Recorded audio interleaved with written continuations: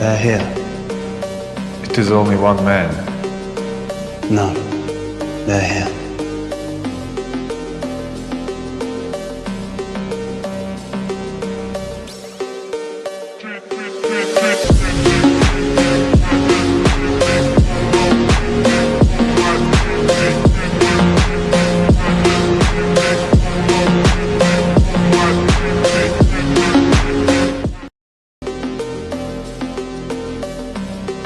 They're here. It is only one man. No, they're here.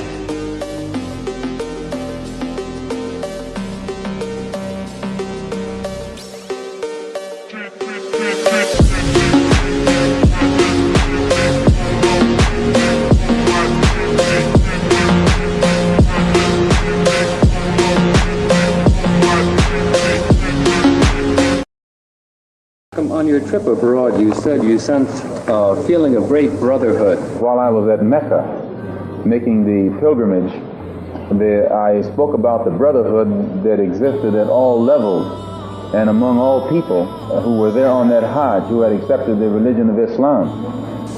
And I pointed out that for what it had done, what the religion of Islam had done for those people over there, despite their complexion differences, that it would probably do America well to study the religion of Islam, and perhaps it could drive some of the racism from this society as it has driven racism from the Muslim society. When I was on the pilgrimage, I had close contact with Muslims whose skin would in America be classified as white, and with Muslims who themselves would be classified as white in America. But these particular Muslims didn't call themselves white. They looked upon themselves as human beings, as part of the human family, and therefore they looked upon all other segments of the human family as part of that same family. Now, they had a different look or a different air or a different attitude than that which is reflected in the attitude of the man in America who calls himself white. So I said that if Islam had done that for them, perhaps if the white man in America would study Islam, perhaps it could do the same thing for him.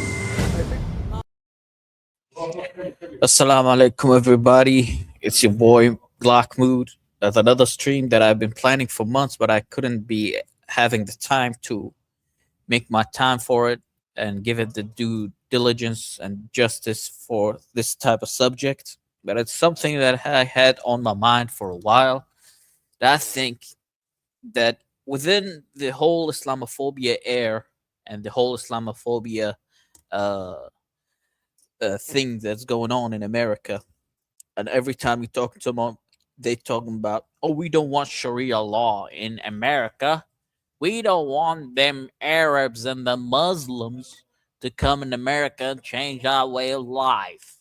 That's how they be talking about this type of subject. So I wanted to come here and say, actually, if America actually embraces the teachings and the principles of Islam, it would do them wonders. As you can see in the picture, this is me taking a picture with a brother who is from America, who is from Dallas. I met him in Medina. And when I met him in Medina, we had a great talk. He was from Dallas. His name is Abdul Muqtadar. And it was a great time having him. And he had in his group another group of American Muslims. And it was amazing, the time that we had. And ODB Mawai, or whatever your name is, yeah, I don't condemn it. I do condone it, actually, because Afghanistan is actually what's best. So what you gonna say now? Get out of here, you goddamn troll. Anyway, he had a bunch of American Muslims as well with him. So it's not just him. He had the dude right next to him. I don't know if you can see him. He is in with the glasses. This dude was like a French heritage type of an American. I got somebody in front of me who was like a Latino American who was Muslim. Like, when you go there, you will see all types of people, all kinds of life. We're shoulder to shoulder like brothers.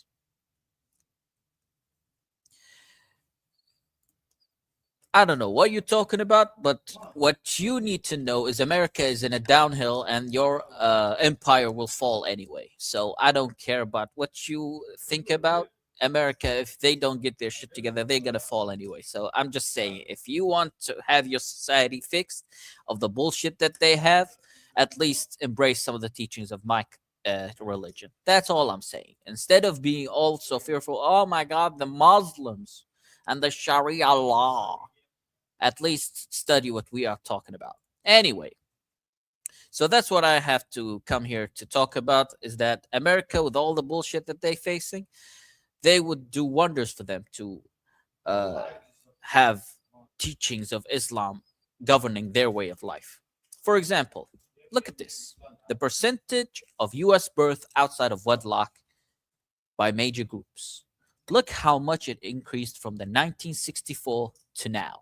And and this one is a decade old study. This is not new. Let me check if this one is even more updated. Right here. I'm gonna put this one right here and see if you can see it. Yeah, this one is 2019 data. So it's even over 40% in many of the states of America. So this is what I've been talking about. One of the teachings of Islam is not have children out of wedlock. You got a generation of bastards running around America because they don't know their fathers. They don't know a parental guidance. They're running around destroying everything. And it's as foretold that a generation of bastards who are angry at the world will destroy everything. Let's watch some of the videos that I've been talking about. It's actually one of the major sins of it. One thing in Islam which is not allowed, clearly, is interest. It's not allowed to give it or receive it. It's actually one of the major sins of Islam. Interest is the idea of getting something for nothing. So they say that this is an exploitative thing in its core, therefore we don't accept it. Islam, though, is a free market religion. We believe in free market economics. We believe in business. In fact, there's a verse in the Quran that says that we've made some of you above others so that some of you can take others as employees. So this idea of, like, for example, the Marxist or communist idea that everyone should get the same money or that the government should own the means of production is actually anti-Islamic.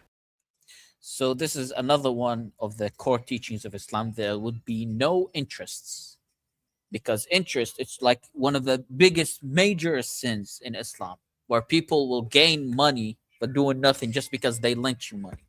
You see these big banks and businesses and anything in any sort of life in America that when you try to get money, they charge you with interest like 10, 20, 30%. And that's one of the most things that destructive to a society. It doesn't matter if to a minuscule level or a big level. Once usury enters a society, that society is doomed. And there's no two ways about it. That society is doomed once usury enters a society.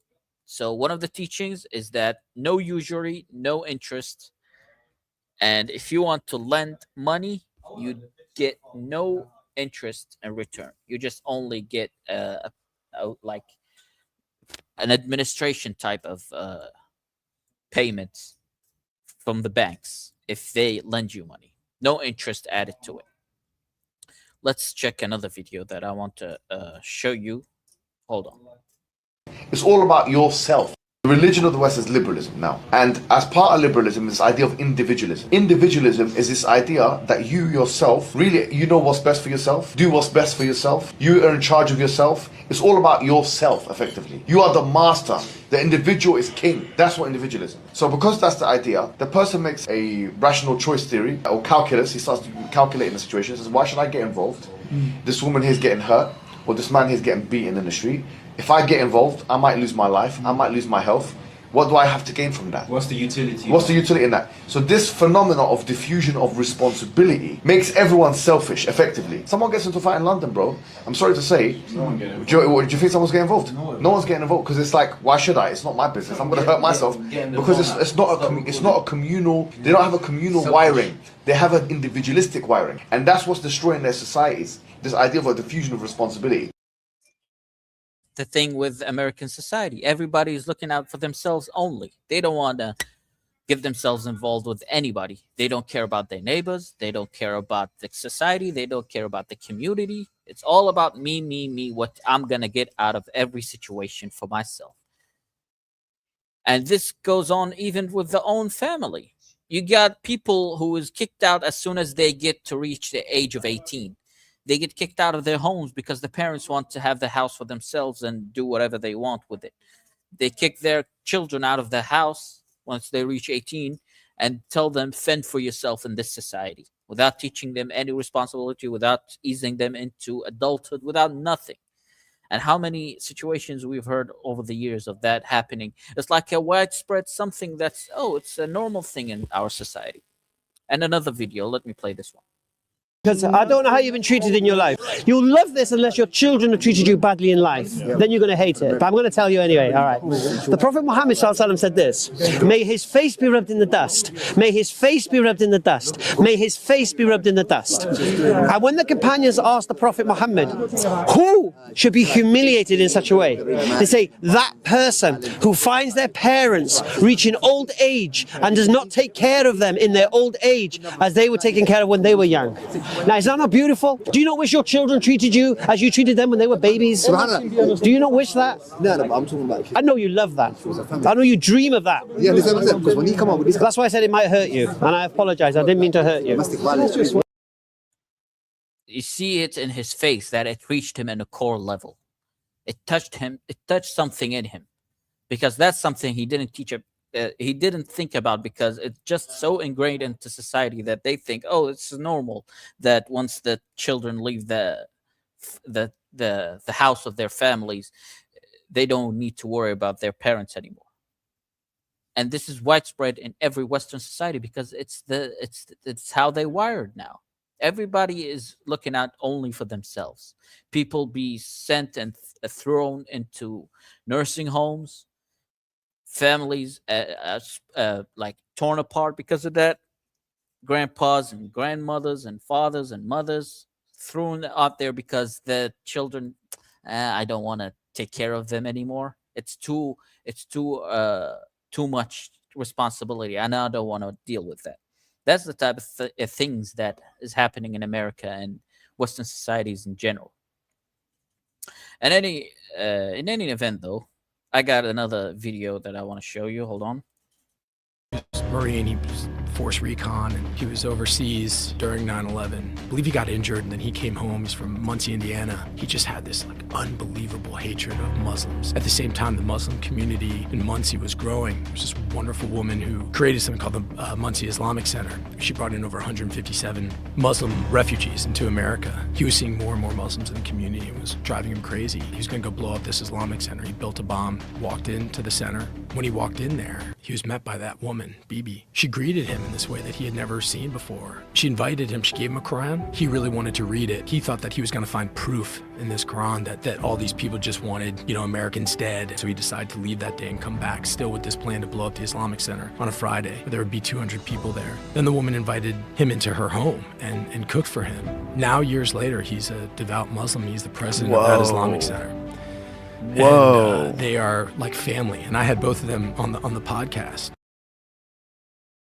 And this is what I want to touch upon, is that when people just get away from the social media bullshit, get away from whatever Facebook groups bullshit that they see with memes and whatever, that they think now they're experts in the religion of Islam, and actually talk to a Muslim, their whole concept and their whole perception of it changes and flipped on its head.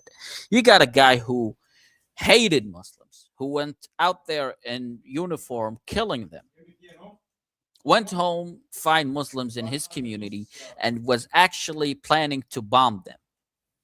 But when he got into contact with them, he became one of us. He became a Muslim.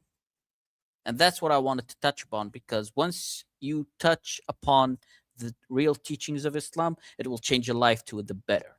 And that's what Malcolm X touched upon when he went to Mecca and met with Muslims from all ranges of life and colors.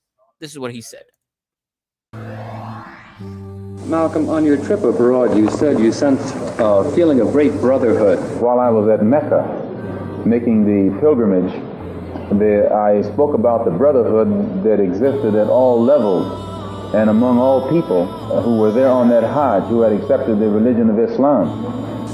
And I pointed out that for what it had done, what the religion of Islam had done for those people over there, despite their complexion differences, that it would probably do America well to study the religion of Islam, and perhaps it could drive some of the racism from this society as it has driven racism from the Muslim society. When I was on the pilgrimage, I had close contact with Muslims whose skin would in America be classified as white, and with Muslims who themselves would be classified as white in America. But these particular Muslims didn't call themselves white. They looked upon themselves as human beings, as part of the human family, and therefore they looked upon all other segments of the human family as part of that same family. Now, they had a different look or a different air or a different attitude than that which is reflected in the attitude of the man in America who calls himself white. So I said that if Islam had done that for them, perhaps if the white man in America would study Islam, perhaps it could do the same thing for him.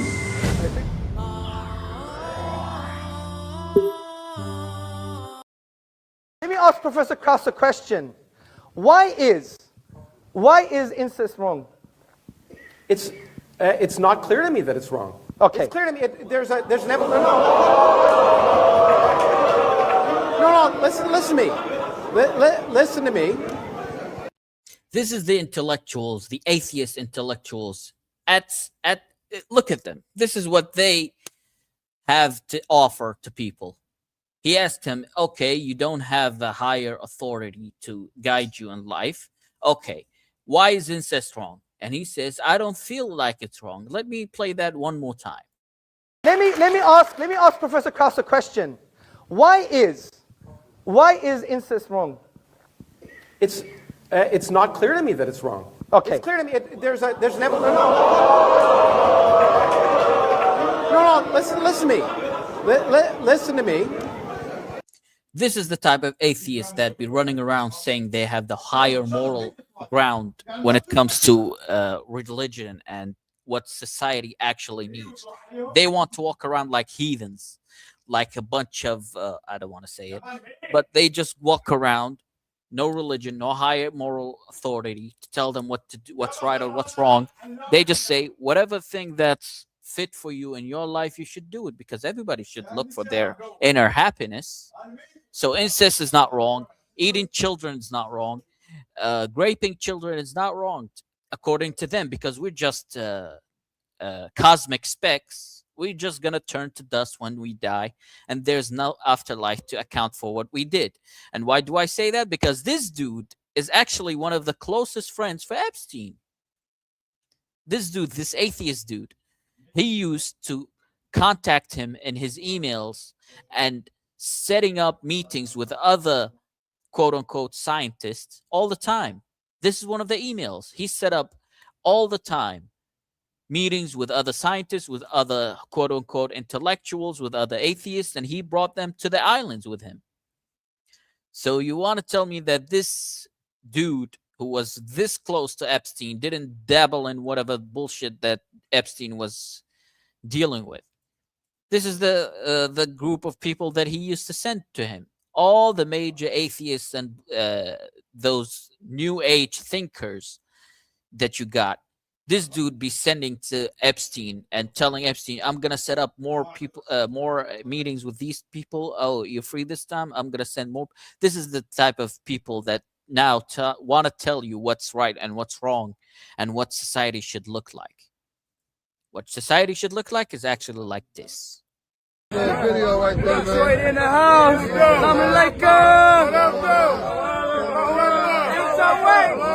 Big unity. Big unity.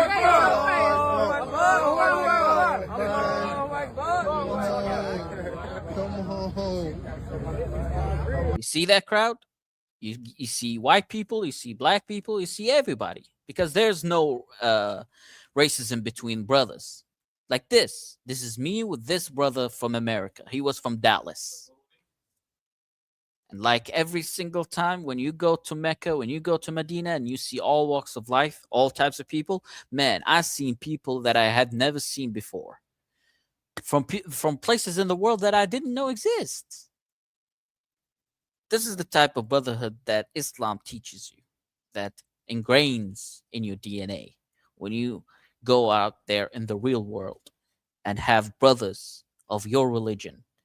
It doesn't matter where they're coming from. As long as they're a brother religion, that's who you are brothers with. So yeah, this is what actually America needs. No bullshit interests that is destroying their society. No gambling, no alcohol, because alcohol is actually worse than drugs. Right? Alcohol is one of the worst things that happens to a society. And everything that Islam teaches against is prevalent in the American society. That's why every source of power in America fights Islam, because it goes with everything that they accumulate power with.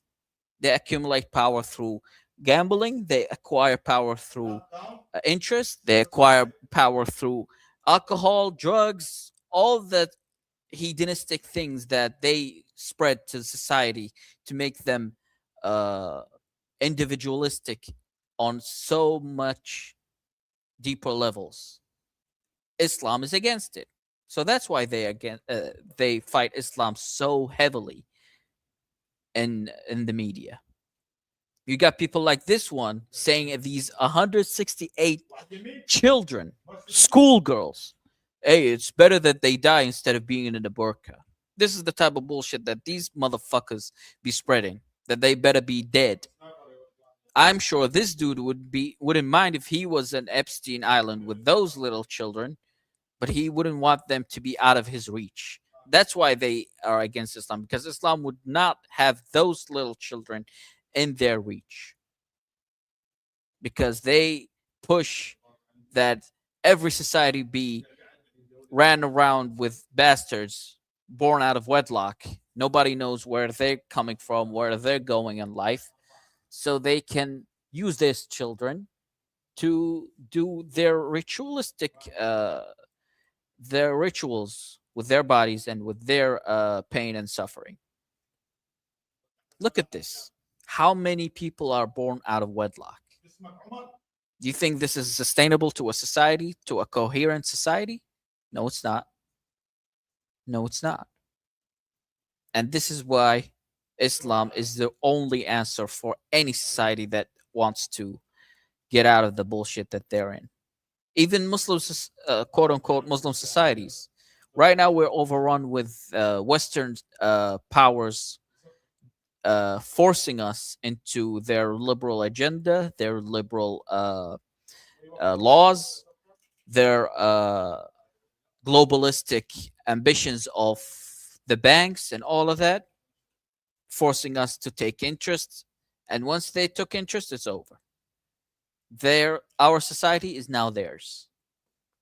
That's why if Islam actually took over, an actual Sharia law that everybody be running around with their hairs on fire once they hear that word, if that actually is implemented, society will be corrected and true justice will be implemented.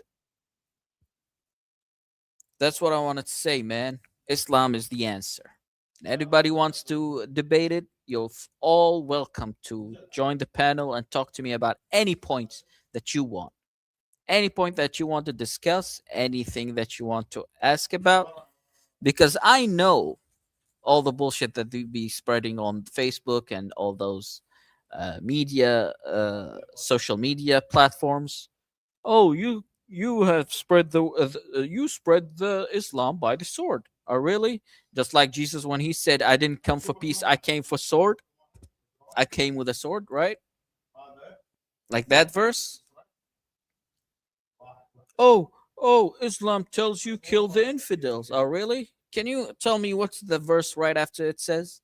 Or the verse before it says? Because they never tell you that part. They just tell you, go check that verse. It's 329. Go 3191. Okay. what's the verse before it and after it says? Because you just take what a few lines from the verse and run with it. What's the words after and before and after it says?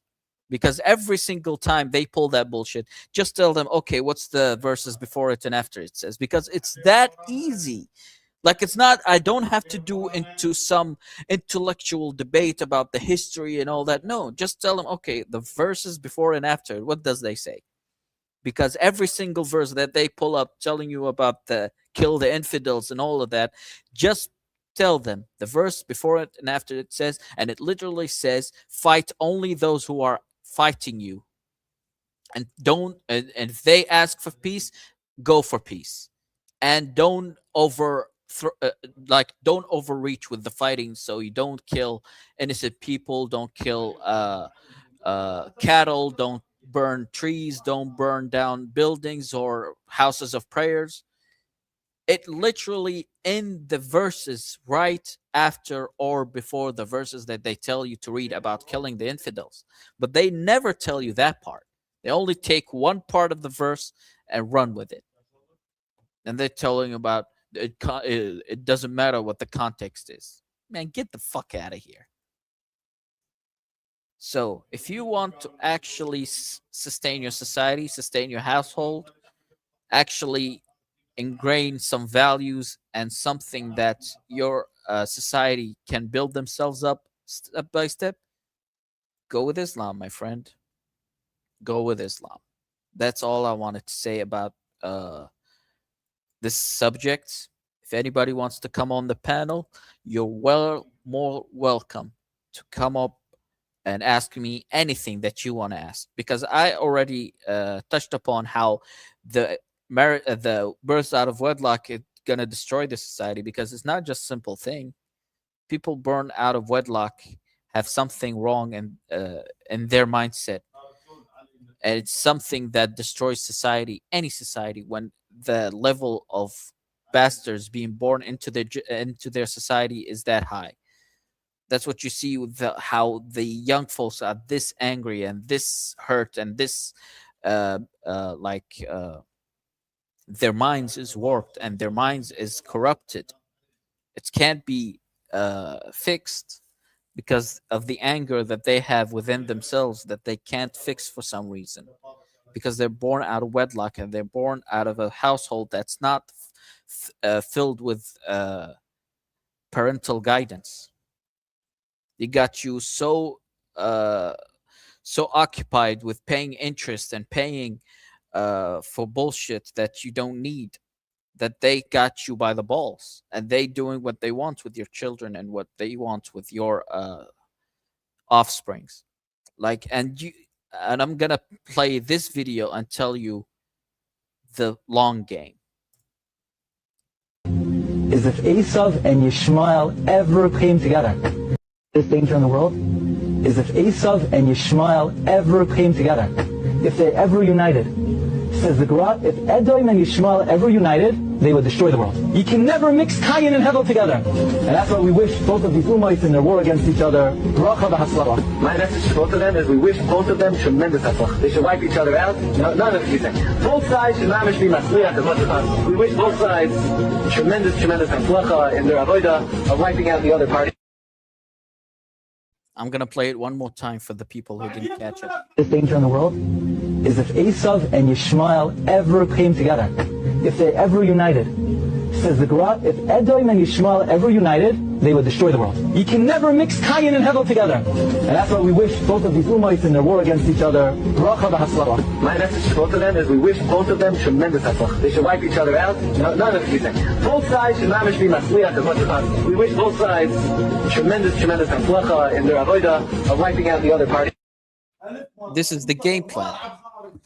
Get you to fight us instead of actually paying attention to the real enemy.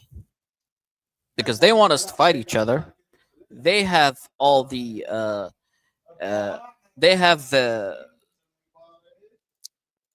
interest in us keeping fighting each other. And if we wake up and play against unite against their bullshit, they're done. Unless we are united, their control will continue. What we should strive for is this.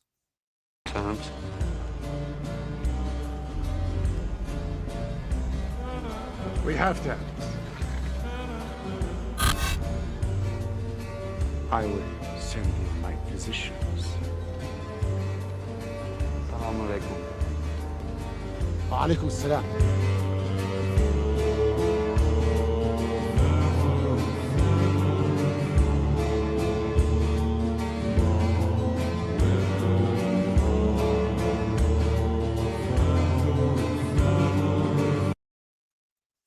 And that's what you need to wake up on, is that when we are together, their power is gone. Because you see all those Zionists every single day, what they be posting about. Go check their pages. If you don't have a web of information that protects you against their bullshit, that's what they be preaching, that we're the problem. And then they're going to turn to you and say that they are the problem. They're the issue with everything wrong with society. If you get rid of them, everything will be right again. We know who they take orders from. We know who they get paid for by. Legion 8200 is the Israeli legion that's tasked with social media propaganda. And they got exposed that they be paying these influencers $7,000 per post when it comes to these type of posts dividing people against each other. It's the game plan all along. Like this, watch. Is if Esav and Yishmael ever came together, if they ever united. Says the Quran, if Edom and Yishmael ever united, they would destroy the world. You can never mix Cain and Hevel together. And that's why we wish both of these Umayyads in their war against each other. My message to both of them is we wish both of them tremendous hatzlacha. They should wipe each other out. None of it can be said. Both sides should mamish be matzliach as much as possible. We wish both sides tremendous hatzlacha in their avodah of wiping out the other party. That's what he said. If Esau's and the Ishmaelites, which means Ishmaelites is the Muslims and the Esau's are the Christians, they come together, the whole world is over. What he means is their world, because their control is only by keeping everybody else divided. Because if we just pull ourselves out of this Muslims or Christians thing, if we pull ourselves out of that and actually pay attention to who's instigating everybody against each other, it's them. And once that happened, their control is over. Because that's the only way they gain control over anybody. Pitting everybody against each other and then coming out, controlling everything. Controlling the narrative, controlling the sources, controlling the outcome. That's how they do it. So pay attention, learn actual information, don't fall for the propaganda, and be able to see propaganda when you experience it. Like when you see propaganda on Facebook, have enough information that you instantly recognize it. So I've been on here for like, how long I've been here? Okay, 30 minutes. I think that's enough. If anybody doesn't want to come up on the panel to discuss anything, I'm gonna send the link one more time. If anybody wants to join in and discuss anything that I shared, or if they have any questions that they want to raise with me, or have anything that they've been seeing on the social media platforms when it comes to the religion of Islam, and if they have something that they want to add on to the conversation, you can come in here and share it. If not, I'm going to say this is my piece and end the stream right there, because I think I said what I had to say about this subject. I have other streams hopefully lined up in the future. So yeah, thanks everybody for showing up, and I'll see you in the next one.